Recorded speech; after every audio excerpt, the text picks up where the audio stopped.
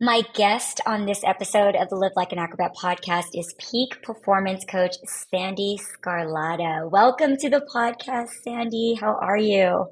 Oh my gosh. Thank you so much for having me, Shanae. This is just such a privilege and an honor. And it's so great to see you again. I missed you, and I'm so happy to have you on the podcast. And it is such an honor. And for listeners out there, Sandee Sgarlata is host of the Happiness Solved podcast. She's a keynote speaker and best-selling author, including Happiness Solved, Climbing 100 Steps. Sandee is also a retired U.S. national and international figure skating coach, gold medalist in ice dancing, and she has been helping athletes create happiness and success in their lives for over 20 years. Helping people is her life's purpose. You are phenomenal, Sandee. You are, an exceptional guest to have on the podcast. We love peak performance here on the Live Like an Acrobat podcast. You and I met, at a wonderful event the other year in DC. I was so blessed to meet you that day. We were both speaking. We were both sharing our passions, our life stories. And I mean, that's your rhythm. It's not something that I do very often, but watching you in your element, and the way that you work an audience, and the way that you bring your wisdom in like very digestible format is fantastic. And I also got your book right away. You had your books on hand. I did. Well, what the audience doesn't know, how we really connected is I came into this, there was one little tiny room and I'm in there and came in and shut the door or something. And you were actually changing your clothes. You were getting ready to perform. And I'm like, I'm so sorry. And you're like, oh, it's okay. And I didn't know who you were. And I'm just like, I have my back and we're just talking. And so we had this intimate connection right from the beginning, right? You saw me. I was just doing my splits in there. I was just warming up my split, And again, like I didn't know who you are. I didn't know your background. I didn't know that you were this amazing gold medalist, this phenomenal coach. And it was like, oh my God. It was like, oh my gosh, I'm from acrobatic gymnastics. You're from the competitive skating world. Like, how is this happening? Like it was just Right. very, very kismet. And yes, for listeners, I was doing a performance fused with speaking, and it was really interesting. I'm so glad that I did that. And I look forward to doing more of interactions. And good to know, Sandee, you are going to be in Las Vegas this upcoming week. You're going to be participating in a couple of conferences that you were telling me about right before we started the podcast. Yeah, I'm excited. It's I've been there more times than I'd like to admit. I'm not a gambler, so it's not like I don't go for that, but I love coming out for work. And it just seems to be such an amazing place for people to come together because there's something for everybody there. So I'm really excited. I'm so excited. And I'm going to try because I know I've been out there twice. This is my third time since I met you. Three's a charm. I am going to hopefully the stars will align and I can come see your show. So yes, I am very excited to perform for you this time around if scheduling and everything permits. And I also wanted to say congratulations on your new position that you have. Your podcast is moving to TV, and also you are participating with the Los Angeles Tribune, from what I understand. Yes. So that came about last summer. And I had been asked to run the podcasting division for a group called the Mentor Studio. And I started training people there and I put together a course and it was just presented to me. And it turns out I was speaking at an event in Chicago for Bill Walsh. It was a Power Team International event. And at the last minute, Bill asked me to get up on stage and talk about podcasting. Well, Mo Rock, the owner and CEO of the Los Angeles Tribune, was sitting in the front row, and I'm talking about podcasting on stage. I kind of feel like it was almost a little bit of an audition, hindsight, because a week later, I was asked to be the managing director for the LA Tribune Podcast Network. And so so it's really exciting. And everybody that joins the network, if they haven't launched the podcast, they can, and they go through my course. It comes along with their membership. And I just, I spent the first 2 years of my podcasting journey trying to figure it out, and I had no idea what I was doing. And so I put together a course that I wish I had access to when I was launching a show. And it's about over 1,500 hours of research that I did. And so it's just really exciting because, when we talk about peak performance, you have to find what I like to call your zone of genius, right? And while I'm really good at coaching and I'm really good at a lot of things, when you're in that zone of genius, that's where everything shines. And being able to help people not only with their mindset and their performance, but also launch the show and find their voice and get that voice out to the world. It's kind of like the perfect marriage of everything that I've done in my whole life has come together. And now I'm able to really make an impact, not only in people's lives, but the podcasters who are making a difference in people's lives. So I just love the whole, how it's all come together for me. It's just really cool. Oh, that's really amazing. I love how synchronistic all of that was. And for everyone listening in, that is an amazing course to be able to participate in. And, podcasting is really everything now. I mean, it's the medium that everyone is using to get their messages out there, to get their message through. And especially within the circus arts and the performing arts world, these are very new mediums that we are tapping into. I've had my podcast now for about 4 years. And, I keep on saying it's really democratized now. It's not just like the one or two standard people that you would expect to have a podcast.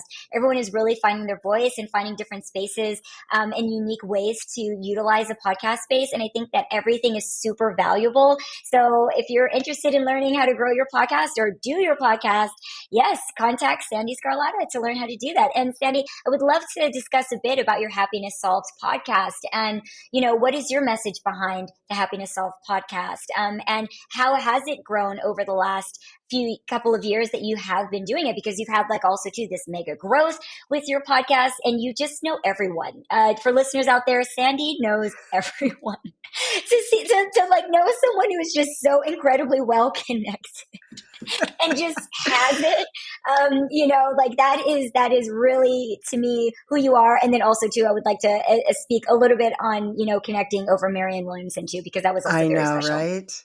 Yeah. Yes, I know. I still would love to be able to chat with her someday because she got me through the 2006 Marine Corps marathon training because I would listen to her books on tape, which no, I think I had it on, I don't know what it was at that point. It was 2006, whatever the thing was. There was no Audible books. There was no streaming. I don't know if it was a tape or if it was something. I don't know. I think I had, and I'm going like this because I would wear it on my arm. But anyway, yes, love Course in Miracles. So it all started because going back, if you read, you said you have a copy of my book. That's how it all started was with my book. And it was about to be published. And the business coaches I was working with said, you really need to, you ought to start a podcast. And I was like, yeah, I had a blog talk radio show from 2008 to 2010 called Everything Mind, Body, Spirit. And I was sure, I'll do a podcast.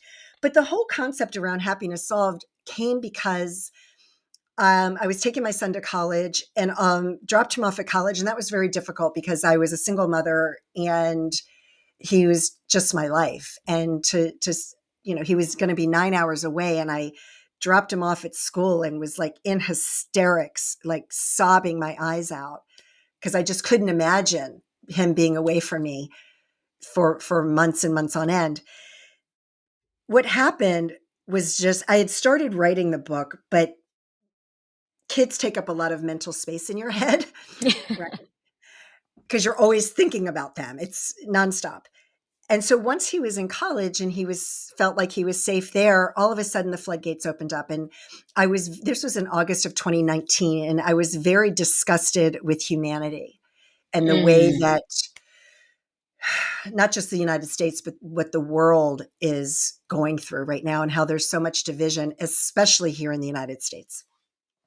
And I wrote in the book, things have to change. Humanity is at a crossroads and we have to make a change because if we don't, it's going to spread like a disease.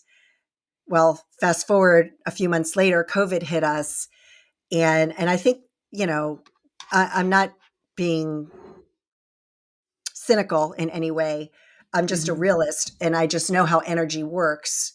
And, that's just really the beginning because humanity has to change. And so my podcast is getting the message out that happiness is a choice and the choice is yours.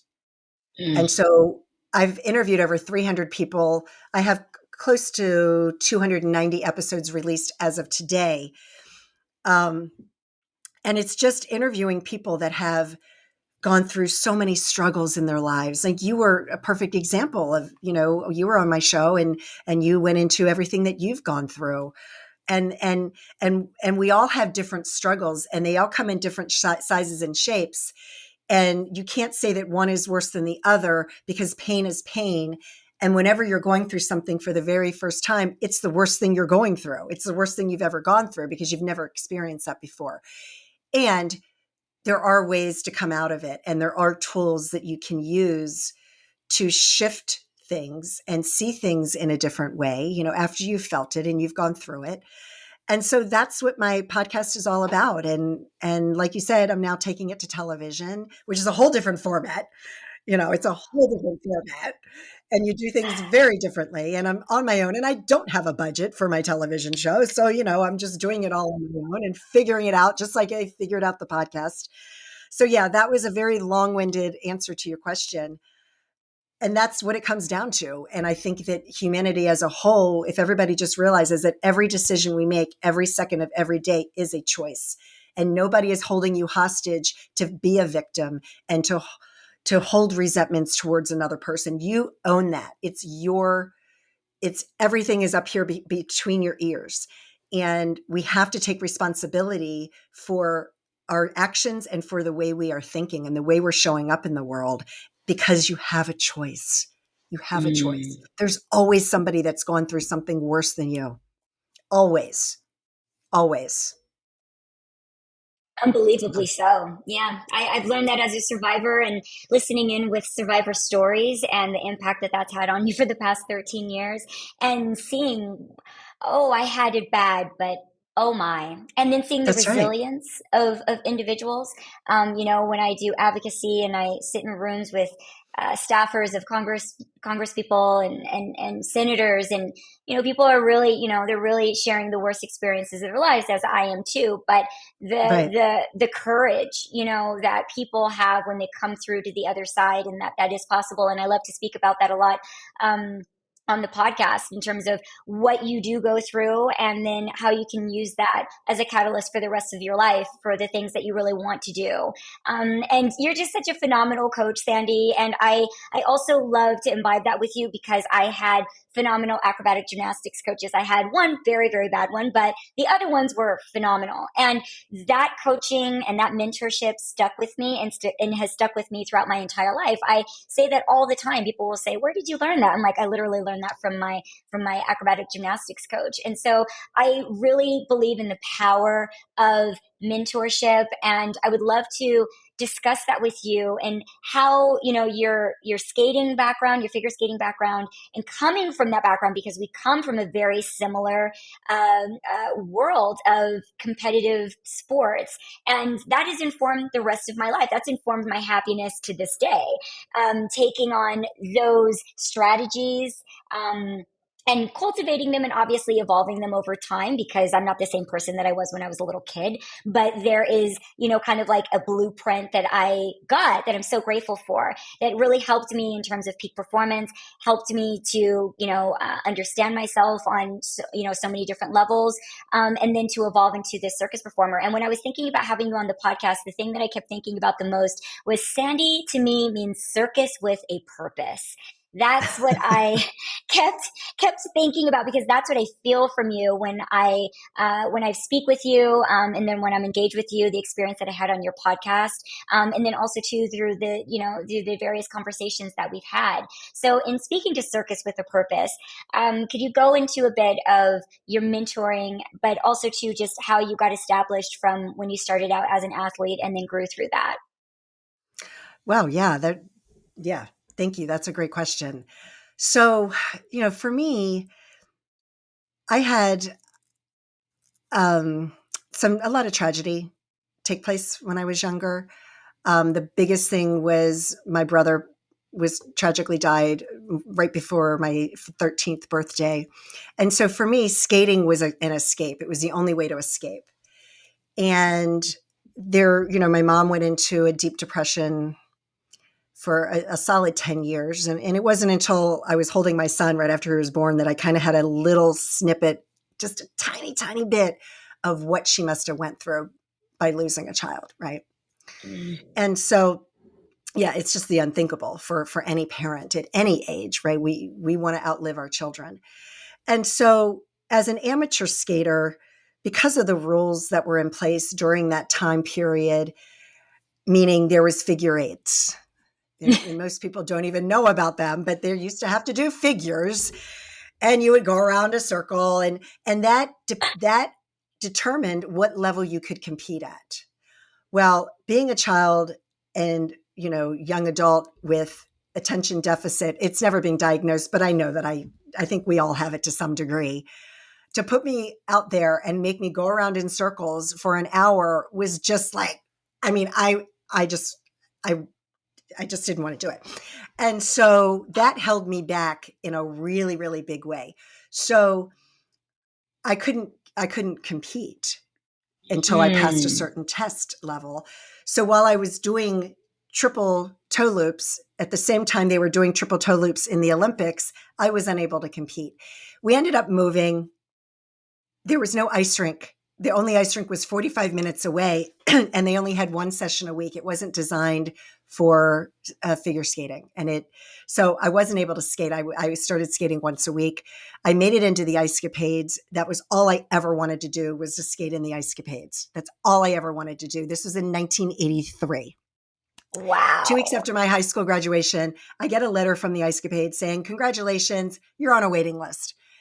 And so then I was like, well, all my friends are going to college. I had never even considered college. And a lot of athletes don't. It's just, I think gymnastics probably more so, because you can do gymnastics in college. Right. You can't figure skate in college. Even to this day, there's no figure skating programs in school. The closest thing is they have programs at universities. The University of Delaware has a great program, but it's not. So a lot of the skaters go to University of Delaware to get their education, and then they can skate. That wasn't around when I was college level. So I went to school for a few months, quit because I didn't know what I wanted to do. And I was like, well, this was the great parenting I had. My father, God rest in peace, he was like, take all the secretary classes so that you can be a secretary. And I'm like, okay. So I knew shorthand, I knew typing, so I came to DC and I became a legal secretary at the age of 19 years old. And that's what I did. And I took college courses all along the years. So fast forward, they opened up an ice rink basically in my backyard. And I figured I would teach skaters little girls and boys how to skate. And I was really good at it. Well, this was in January, February of 1994, when Tanya Harding tried to take out Nancy Kerrigan. And as horrible as that was, I had 50 little girls who wanted to be a competitive figure skater. And I ended up quitting. I had this amazing career. Whereas if I stayed at that company, I would be an owner and a vice president today. I quit my job and started coaching skating full time. And I just happened to get a very talented yet little boy whose parents were multi-millionaires. They wouldn't buy him a pair of skates. So I gave him a pair of my old skates and painted them black, and he wore them. And his mom saw his dedication and she started to support it. I ended up taking him to U.S. Nationals. I was with him when he got his first gold medal at his first international competition. And, that's just how it goes. I mean, most figure skating coaches never take a student to U.S. Nationals, let alone an international competition. So it was just bizarre that I literally was this. I'm now an U.S. national and international figure skating coach against all odds, right? Because I don't have the titles and accolades as an amateur skater. And at the same time, we all know now, especially in professional sports, you don't have to be a professional athlete to be the best pro football coach or pro basketball coach or whatever. You don't have to be the best at an amateur level in order to be a great coach. And so, for me, it's just about perseverance and resilience. Like you were talking about, resilience is a muscle. And while I had some very toxic experiences as a figure skating coach, I just kept going and I ignored those people who are like, who are you? Like, who are you to be a coach? Who are you? I mean, just nastiness. The audacity. And The audacity. I think sometimes that people say, I feel that too in some spaces where it's just like, who do you think you are? And you're like, I'm here. I'm showing up, and things are going well. That's who I am. yeah, What I'm and I doing is did it working. regardless, Yeah. because for me, you have to know your why. Why am I doing this? I don't care Yeah. what the other coaches thought of me. I'm doing this Hmm. because I'm making it, and this young man who's now in his 30s, hugely successful, he came back and had coffee with me because he lives on the West Coast now. And it was like right around Mother's Day. And he goes, I just needed you to know that you are the one person in my life that made the biggest impact on me and my life. Oh, yeah.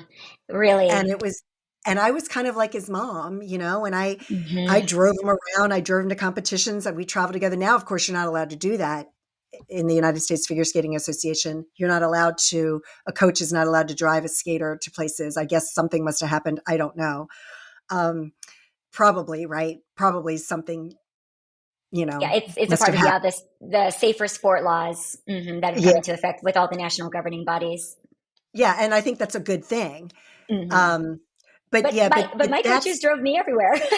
So that was the last of that. My good coaches, my bad coaches also drove me everywhere. My good coaches, the reason why I became a world champion, were also the reason because they were driving me at 6 o'clock in the morning to yeah, practice, and they let me live with them when my parents couldn't move. To yeah, let me do high level training. I mean, they made all of my meals for me. I mean, they did everything for me. They helped me with my homework, homeschooled. I mean, that to me was the epitome of, and I understand yeah, obviously too, why that relationship in that way can't be in the way that it used to be. But I'm grateful that I had access to the kind of coaching that you bestowed on your yeah, athlete, because I know what it's like to be loved like that. And not many yeah, people will have that opportunity.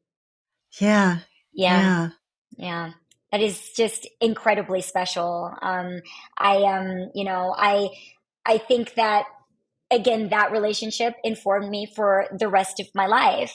That level of, I don't even know if you could call it mentorship, but somebody that just cared that much for your life. So then, Sandee, what informed kind of your departure from being a part of um, the competitive sports world when you kind of evolved and continue to evolve into the next steps? How is your relationship to ice dancing now? I mean, ice dancing is just amazing. There is Madison and Evan. They are yes, amazing. They just keep on winning worlds and going to the Olympics for the 10th time, and it's amazing what the culture of ice dancing is right now. I mean, it's become I think the most popular thing. Before it was like figure skating, but I see yeah. people Ice just like dancing working is. towards ice dancing, yeah, so much more. And so, yeah, what is your relationship to coaching and mentoring in that way now? Are you involved in the sport still in that way, or I am, from a mindset perspective. From a okay? mindset, so I actually never competed in ice dancing. I found ice dancing in my late 20s. When I was a kid, I had coaches try to get me into ice dancing because I'm tall. So I'm about, I've lost an inch. I used to be 5'7". Now I'm 5'6". So that's very tall for a skater. And so they wanted me to go to ice dancing. And I was like, no, I want to jump and spin. So I found ice dancing simply because in my late 20s, I was still jumping on the ice and I had a bad fall on my hip. And I was like, I don't want to ever fall again because it hurts so bad, because it doesn't hurt when you're a kid. As an adult, you don't want to fall on the ice. And so I took up ice dancing and I fell in love with it. And I got my gold medal in ice dancing, which is equivalent to, I don't know, like third or fourth degree black belt. I don't know. It's kind of like it's a test that you take.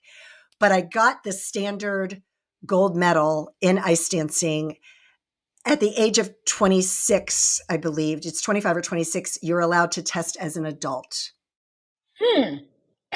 And you Okay. don't have to solo the dances. I was like, no, I want the real thing.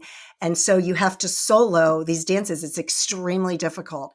And because dancing, you're meant to be holding on with somebody. And especially because Hmm. of on the ice, it's so much harder. So I did that. I got my gold medal in ice dancing a month before I turned 34 years old. And it was extremely difficult. I mean, most people have a hard time doing that at 18, and I was able to do it. And I'm really, really proud of that because it was a huge, huge undertaking. So today we have an international training center near me, and I'm a mindset coach I was only working with a couple of teams. I'm down to one team right now, and they just got third place at U.S. Nationals in their level, But I love that. They're 13 and 16 years old. They're cousins. They're African American, which is incredible. Like Not skaters. their parents, they came from Africa. They haven't even been there that long in this country, but I think they were born here, so their parents came as adults. And it's just incredible to see that journey with a family, to come Yeah. from another country, and now they're one of the top dance teams in their level in the United States. And next year they're going up to the juniors, and they'll have an opportunity to compete internationally. And I'm just so honored and grateful to be a part of that journey with this young team. They're Oh, incredible. wow. Wow. Wow. So Yeah. you come in as mindset. Wow. What an amazing pairing to that level of competitiveness. Yeah. Like, and so what is kind of like your approach to mindset when you are coaching athletes on that level and taking them through the various levels, through competition? Because again, for me, and that's carried on into performing. I mean, if you can get to the point where you can make it through a competition, and not fall, and be about yourself in all of those various high stressful positions. That was always a thing. It was like maybe you're a very good trainer, or you're very good in practice, but you can't make it through competition. You can't make it through a performance. And I see that the same way for people in circus. They train all day, and then there's just things they cannot do when they're going to perform. It's just a completely different mindset, from what I've learned and from what I've seen over the years, Yeah. because you're in all these different environments. You're in scary environments. You're in environments that are not conducive to doing circus, or to doing gymnastics, or to doing acrobatics. And then in high level competition, I mean, that was everything. My former partner, my coach spent the most time on him being able to compete well, because he was a Mhm. stellar person, a stellar athlete in practice. But once we got to the stage, and once we got to the floor, he had a very difficult time from other coaching that my coach had to undo, in being able to maximize that same type of potential, when he was in competition. So what is your unique approach to that, Sandy? Because it must be so magical with the way that you're able to help these athletes thrive in this way. And then obviously, within everything else that you do, because you take all of this outside of the rink, into the rest of the world, as you do. Well, it's definitely a process that I go through that with them, because it comes down to, you know, mindset success is 80% mindset. Number one, that people do not realize, that your success is 80% mindset in anything that you're doing.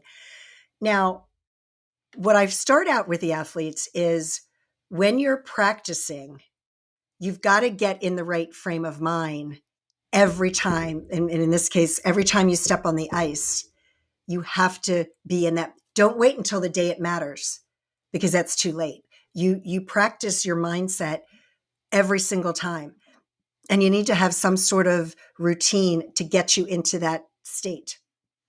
And my unique approach is all about consciousness. Mm, Okay. yeah. There's two states of being. There's two states of being. You're either in consciousness or you're in ego. Mm, And when you're in consciousness, that is when everything flows. And you're up here, your frequency that you're emitting. We know this is proven scientifically.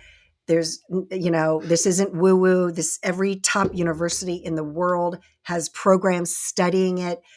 there's levels of consciousness. So when you're experiencing fear, shame, guilt, remorse, resentment, bitterness, any of those, your frequency is really low. Okay. When you're experiencing even being proud is kind of in the middle. Okay. But when you get into states of joy, gratitude, love, that's way up here. And so the first kind of with this team, the boy, this was a year ago, and he was taking a test and on the ice. And it's great because his parents will text me and be like, okay, this is some of the things it's, because he's a boy, he's a teenage boy. He's better now. Like now he's becoming more open with me, but he doesn't want to talk, and that's normal, right? That's exactly where. And it was like, when it comes down to anything, it's all confidence, and they may not think it, but it's all confidence. And so what I said to him, I was like, before you get on the ice, before you take this test, I want you to focus on everything that you have to be grateful for. Because when we're focusing on gratitude, you can't be in fear and feeling gratitude at the same time. They can't coexist. So if you're feeling grateful, the fear is going to be gone. So he aced it. And so now that's one of the things that, that I really focus on. And the confidence is like a muscle. Confidence is just like building a muscle, and you have to build that confidence. And I don't know if we've talked about this, but I'm literally obsessed with tennis, and I watch an unhealthy amount of tennis on television, but I love it. I don't watch the news. I don't watch any of that. I watch tennis because on the tennis channel, there's always a tennis match on. And so I use this example, and I want to share it with your audience because I think it's a really great example of resilience and how to stay in the game when it matters the most. And so it was a couple of years ago, and I was watching Novak Djokovic, who is arguably the greatest tennis player and athlete of all time. And I don't care, because when you look at what he's done, he's traveling around the world. He competes 50 weeks out of the year. It's not a season. It's 50 weeks out of the year, different cities, different time zones. You get off the tennis court at midnight. And what people don't know is then you've got 5 hours of training after you're done, because you've got to get ready for the next day. So they're doing ice baths, they're working with their physios, they're stretching, they're doing all of these things to prepare them, probably liquid IVs and things like that, to get them ready for the next day. So here we are, Grand Slam, I believe it was the French Open. He lost the first 2 sets. And this is a 5 set. Okay. It's a best of 5. So he lost 2 sets. So it could either go to 3, 4, or 5, right? So he takes a restroom break. You're allowed to do that. He leaves. He comes back. He wins the next 3 sets and wins. At that point, it was a record. It may have been his 21st, 22nd, 23rd. I don't know. He's got so many Grand Slams. It was huge. It was a big one for him. And they talked to him afterwards. They said, okay, so you took a bathroom break. What did you do when you went back there? He goes, what? Novak Djokovic, they call him Joker for a reason. Well, I did have to relieve myself. He goes, and then I looked in the mirror and I gave myself a pep talk. So if Novak Djokovic has to give himself a pep talk, right, we all need to give ourselves a pep talk.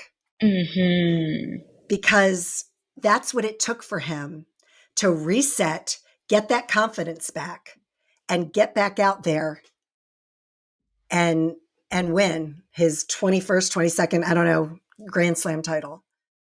And I think that is such a perfect classic story to remember, because sometimes that's what it takes. You've got to be there for yourself and have that self-love and look in the mirror and be like, you know who you are. You've got this, whatever you need to say to yourself to pick yourself up, because we are stronger than we know.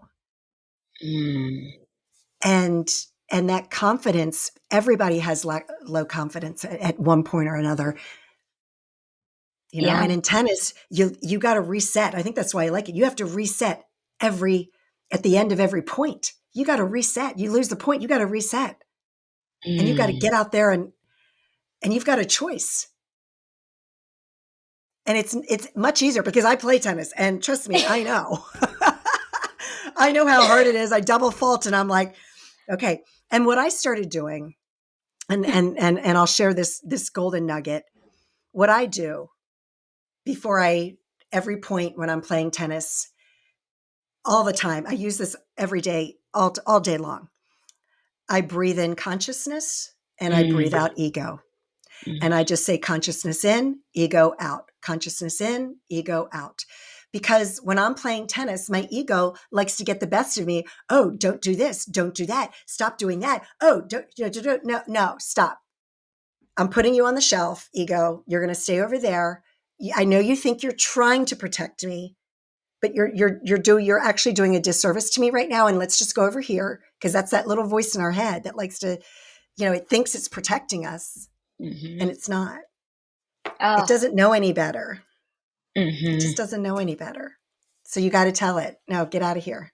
Tell it to go. And that's what can keep us all on the stage longer. So thank you, Sandee. that message will keep us all performing longer. And I would, thank you so much for sharing these amazing elements of wisdom and mindset. I think that they are so valuable. And my circus career, I wouldn't have a circus career if I were not actively pursuing thought processes like that. And that was the shift that I made in my own personal life. Those were things that maybe I couldn't verbalize when I was younger, but once I found the verbiage for them, how powerful they became for me.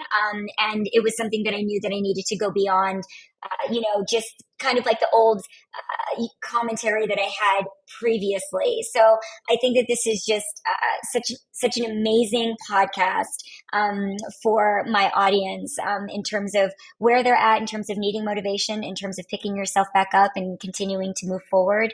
And thank you for reminding us that mindset is everything, and then that our internal critic and our internal dialogue really determines where we're going to be going next. I don't think that I would be here if I weren't able to switch that and redirect my messaging that I have towards myself, to remember to honor myself, to honor my body, to honor the journey that I've been on, and to honor the journey that I have yet to be fulfilled. So thank you so much, Sandee, for sharing all of this amazing wisdom. Sandee, where can my audience find you?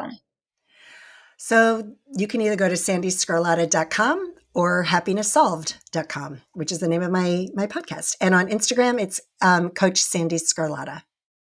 Fantastic. I'm so honored to have you on the podcast, Sandee. You are phenomenal. I get all giggly because I just love you, and you're so phenomenal, so fantastic. And just listeners just know, like, we laugh the entire time that we talk. I was trying to have a serious conversation with Sandee. And she just has so many brilliant things to share. So thank you, Sandee. It's like not even enough. I hope to have you on a future podcast because you have so much to share. And this was just a highlight reel of the messaging and the wisdom of Sandee Sgarlata. And so I will leave everyone with the Live Like an Acrobat podcast.